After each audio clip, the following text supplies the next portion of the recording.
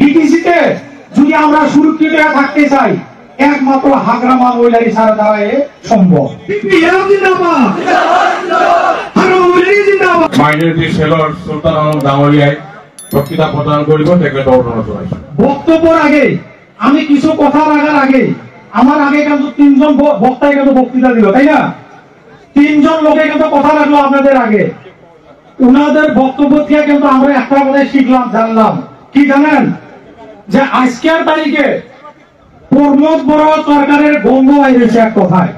আপনারা সবাই জানেন 2003 সালের 10 ফেব্রুয়ারি তারিখে বিটিসি চুক্তির দ্বারা আমাদের হাগ্রামা মহিলা হিসাবে বিটিসি শাসন হাতে নেয়।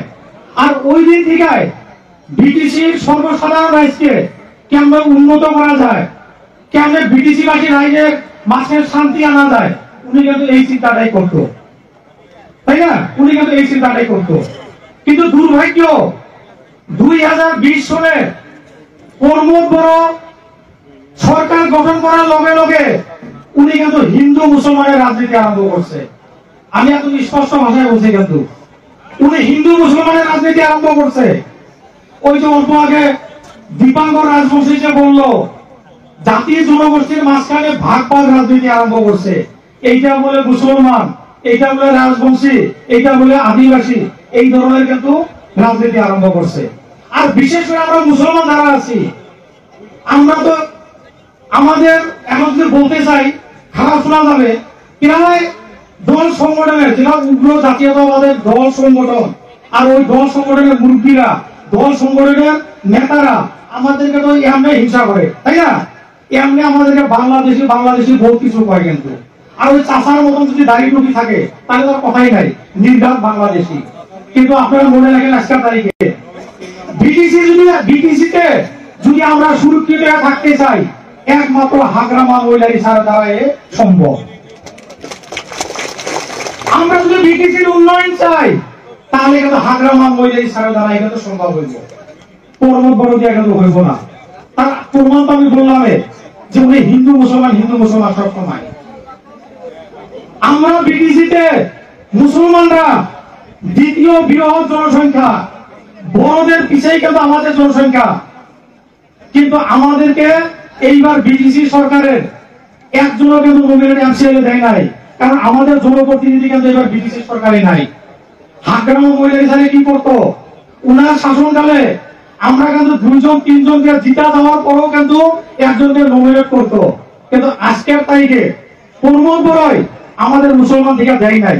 তার কারণ কি জানেন? কারণ একটাই, যাতে বিটিসিতে আমরা মুসলমানরা যাতে মাথা উঁচু করে যাতে দাঁড়াইতে না পারি, আমরা মাথা উঁচু করে যাতে খাওয়া হইতে না পারি। আপনারা মনে রাখেন, তাহলে তো আমরা বুঝতেই পারলাম যে প্রমোদ বড় আমাদেরকে কত ভালোবাসে, তাই না? হাগ্রামা মহিলা হিসাবে কি করতো, সিএসবির দ্বারা বিটিসির হাজার হাজার শিক্ষিত যুবক যুবতীদেরকে চাকরি দিত। আর প্রমোদ বড় সরকার গঠন করার লগে লগে কি করলো জানেন?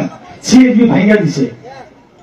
আজকের তারিখে এই বিটিসির হাজার হাজার যুবক যুবতীরা এখন আসামের উপর ডিপেন্ড করতে লাগে, আসাম সরকারের উপর। আর ইলেকশনের আগে প্রমোদ বড় কি বলছিল মনে আছে না নাই? 1 ভোট 1 জব। আপনারা ইউপিএলকে ভোট দেন, প্রত্যেক বাড়িতে একটা একটা চাকরি দিব বলছিল না? দিছে নাকি? এই যে এটা দিছে, এইটা, তাই না? এই যে দেখেন, এই যে তো ওই প্রমোদ বড় এগেইনস্টে ওই যে প্রমোদ বড় হাঁটাও বিটিসি বাঁচাও, তাহলে ঠিক হয়েছে না? এই স্লোগানটা নিশ্চয়ই কিন্তু ঠিক হয়েছে। 25-এ কিন্তু বিটিসি ইলেকশন হইব। আমরা যদি বিটিসিতে একক সংখ্যাগরিষ্ঠতারে আমরা যদি নাঙ্গলের ছবির প্রার্থীকে জিতাইতে পারি, তাহলে আল্লাহর ইচ্ছা, আল্লাহর আশীর্বাদ, আপনারা যদি অল্প জুই খালি সহযোগিতা করেন, 2025-এ আরো একবার আমরা হাগ্রামা মহিলা স্যারকে বিটিসির চিফ বানাইতে পারবো। যে বিটিসিতে আমরা যদি সুরক্ষিত ভাবে থাকতে চাই, হাগ্রামা মহিলা স্যারের দরকার আছে। আমরা যদি শান্তিতে থাকতে চাই, হাগ্রামা মহিলা স্যারের দরকার আছে। আর না হলে যে কিছুদিন আগে প্রমোদ বড় যেরকম বলছিল সবাই এসটি দেওয়া হোক আর মুসলমানরাও শুয়োরের মাংস খাও, বলছিল না? মনে আছে না নাই?